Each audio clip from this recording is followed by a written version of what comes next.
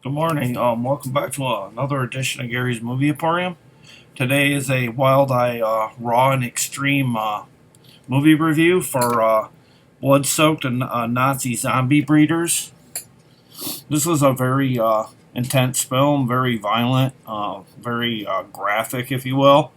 Apparently, it's the number 26 in their series of Raw and Extreme. It has the number 26 right here on the side. I don't know how many there are in their series of Raw and Extreme.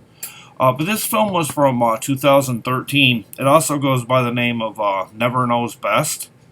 Currently gets a 3.0 on IMDB.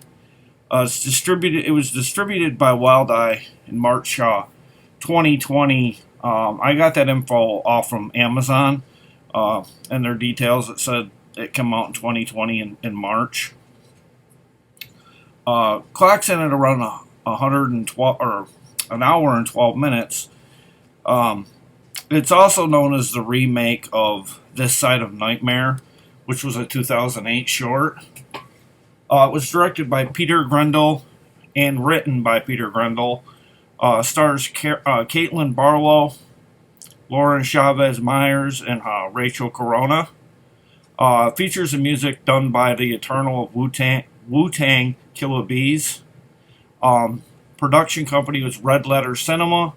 There are some color and black and white scenes throughout this movie. It's predominantly black and white. I heard somebody say they didn't really like that. It didn't bother me at all. It kind of reminded me a little bit of any other film that just automatically goes black and white. Apparently, one of the lead bad girls in this movie, Lena Grendle. I don't know if that's a relation to Peter Grendle, the director, which it's probably his daughter, I'm guessing, or sister. Apparently, to prepare her role as one of the bad girls in this, she listened to music by Alice in Chains to get into character for her character known as Sadie. She's really sadistic in this movie. But what this movie basically is about, it's about a college freshman named Piper, who happens to be from Colorado. Not that that's of any importance, but just kind of giving you the perspective of where she does come from. On her first day of college, she's introduced to Ashley, an RA that majors in photography, and instantly there's a love connection between the two, and they hit it off so much that they decide to take a road trip and head out into the New Mexico desert until they run over I believe it was a jackrabbit, but we'll say rabbit. I don't know how rampant they are in the desert. I don't know. They get out of the car to clean it off, and she cleans off Piper's foot because it's come through. She's had her feet out the window, and blood gets on her feet in the process. I don't honestly think there'd be that much blood from a jackrabbit, but it is what it is. They run into first of all, they see a car off in the distance that's sitting in the middle of the road, and they pull up to them, and it's the two sisters, Sadie and Katie. They're really sadistic. Turns out they're not only sadistic, but they're pro. I don't know what you want to. Where is it here? Nazi sympathizers. They're basically Nazi sympathizers, and they basically, anyone that comes in and around their area, they try to abduct and try to kill, or torture and then beat up and all kinds of stuff. They go along and then they meet up with the two girls later on down the road, and one of the sisters, I believe it's Sadie, shoots Ashley in the head, and they abduct Piper, and they start beating her up, and there's a part in there where I believe she gets struck in the back of the head. I can't remember how she hurts her one eye and her eye's totally gone. I don't know if that's what it was or she just couldn't see because it was so bruised. but she already can't see out of one eye. And basically, Piper has to fend off the two sisters, and they like I said, they take her and they torture her, and they put her next to an already chained up zombie. Which people, in the movie are probably, how did these zombies already come about? But turns out these sisters have this medical serum that they can inject at any time on someone that's dead. I don't know what it would do if you were alive. It didn't really say, but they injected it. Must have injected it on this lady at one time. The zombie that she's chained up next to was also played by Kaitlyn Barlow, if I didn't mention that. But they make her stay penned up next to this zombie that's on a chain, and they take Piper out of her, kind of like her cell, and they make her watch them inject Ashley with this serum that their father.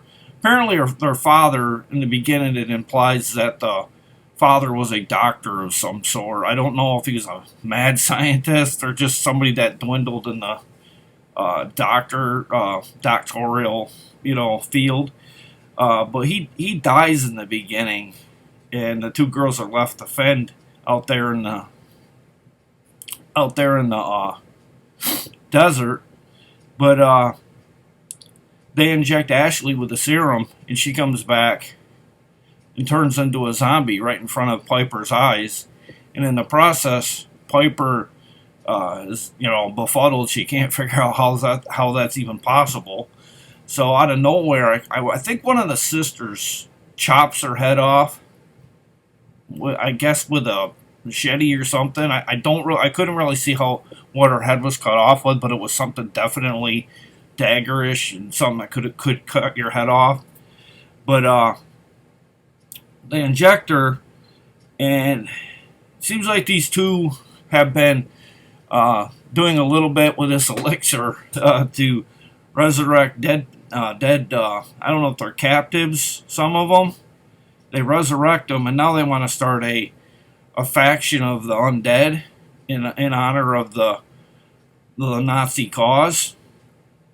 We'll call it the Fourth Reich. That's what I've seen online. Someone say that it's. I believe they called it the Fourth Reich.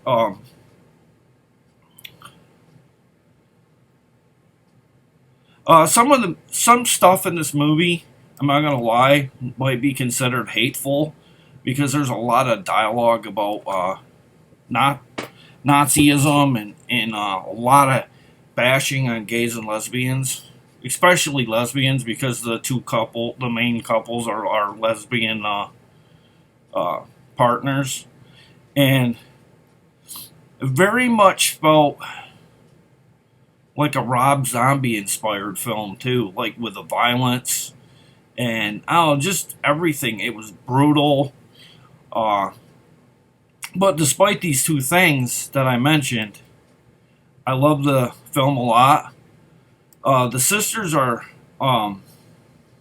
having a meeting. We'll move on into the review here. They're having a meeting. Piper is devising a plan to get out of Dodge, MacGyver style, and she's trying to text her boyfriend through these wiring doohickeys that she's trying to get a hold of him with. And in the meantime, it's coming into his phone, but he just ignores it because he's in bed cheating on his girlfriend Piper, and the girlfriend that's in bed with him is kind of playing it off. And I don't know if things come to some point. The mother, I don't know if he gets a hold of the mother, or I can't remember if the mother gets a hold of him, but I think somehow they cross messages, and I think she ends up texting her mom too to try her after she can't get her boyfriend, and that kind of warns her that she's still alive and that her cell phone's active and she's fine. Well, she does manage to get free after doing this MacGyver style stuff, and she's weak, beaten down and hiding in the back of an old car where Sadie, the more sadistic of the two sisters, has a zombie we'll call number 7. She's looking for Piper, but Piper's kind of like laying low and they can't find her, and they're looking for her. But then out of nowhere, Piper's, she gets grabbed by Sadie out unexpectedly. I wasn't expecting it. It kind of made me jump a little bit. But then she catches her again and then brings her into the group of like where the zombies are chained up in a room, and she's bursting her on why Sadie and her sister are the superior race because of their being Nazi sympathist, and why they're the superior race, and that they want Piper to join them. And she's not really having it, but she's kind of like scared, because, she's surrounded by zombies, and Sadie and her sister, Katie, and Katie's just plain nuts. She just doesn't, she's not really into it too much. I just think she just goes along with her sister because, she's not really all there. And they take Piper into a room where they find Sadie or Piper's mother, because apparently Piper's mother's come to check up on her. They start to stab Piper's mom right in front of her, and they keep continuing to stab her till they probably stabbed her 10, 12 times anyway. She dies right in front of Piper. And then they pull out this, we'll call this Skelter serum, inject it into Piper's mom, and she comes back. Well, no, they didn't inject. Let me see. I was thinking they injected her. No, they didn't inject her. They had just kept stabbing her till she's dead, and then Ed drives Piper so nuts that she starts going crazy and gets free, and she starts stabbing sisters Katie and Sadie, and she goes so nuts in that part that the only one left in the room is her and her mom. And I don't know why, for what reason. I guess other than to see her mom again. Piper injects her with this Skelter serum, and she comes back. And that if she gets injected, she's going to turn into a zombie. And that's basically what happens. And Piper sits there, and she just keeps looking at her, and all of a sudden she's all fully zombified. And she kind of goes, Mom, and then she kind of gets closer to her, and then she bites into her, and basically that's basically the plot of the movie. That's the way it fades to black. Cue the credits, and along with at the end, there's a haunting older tune that's in, I think it's in German. It comes off a tad bit creepy, kind of like out of a Jeepers Creepers, like with the Jeepers Creepers song, kind of old style, kind of creepy. Last 3 minutes of this movie, we get a speed metal video from the band Eat a Helicopter. The song was Blood Dynasty, and it's from the album Descend into Darkness. Some reviews that I've seen on this movie, there's a bit of complaining on the lighting in certain scenes, somewhere around the third part of the film, and that it gets a bit disjointed. One reviewer I saw declared it unwatchable due to the poor editing, but I didn't have a problem with it. You got to have good settings on your stuff too. You gotta kind of lighten up on contrasting and things like that. Sometimes when scenes go dark, and I watch mine on my desktop, so I didn't have a problem. This movie is very much Grindhouse inspired too, as well. If you like that type of film, you should like this movie, because I really love this movie. I wish there would have been more of it. It was really too short for my liking. I wish it would have been about another 15-20 minutes longer. The special effects were all practical, and they were done really well. I'm very proud of Peter Grendle, what he accomplished on the budget he probably had on this. Said Bloodsoaked was a horror festival favorite throughout 2013, winning Best Effects at the Jersey Gore Film Festival and playing the audience's applause at Polygrind in Las Vegas. I mean, they stood up and give it a round of applause, which is not too common, especially for horror films. The Horror at Sea Film Festival, the Dark Matters Film Festival, and the Puerto Rico Horror Film Festival. Wicked Channel raved that there were more chills in this movie than any Wrong Turn or Texas Chainsaw Massacre. I don't know if I'd quite put it in Texas Chainsaw Massacre level, but yeah, I could see where it would be as good as any of the Wrong Turn series in a lot of ways because it was much more sadistic. I just like the tone of the film. Like I said, some viewers might have a problem with the Nazi praising going on and like bashing of gay or lesbian communities. But outside of that, I really love this film. I highly recommend it. If you're not too squeamish, it's right up your alley. If you're even a bit squeamish, it probably isn't for you. But that's my review this morning, and I hope you enjoyed it. And I'd like to thank Peter Grendle for giving me a good 70 minutes there. I really appreciate it. Thank you, Wild Eye. And thank you for the opportunity once again. And I'll be seeing you in the next review, guys. See you later. Bye.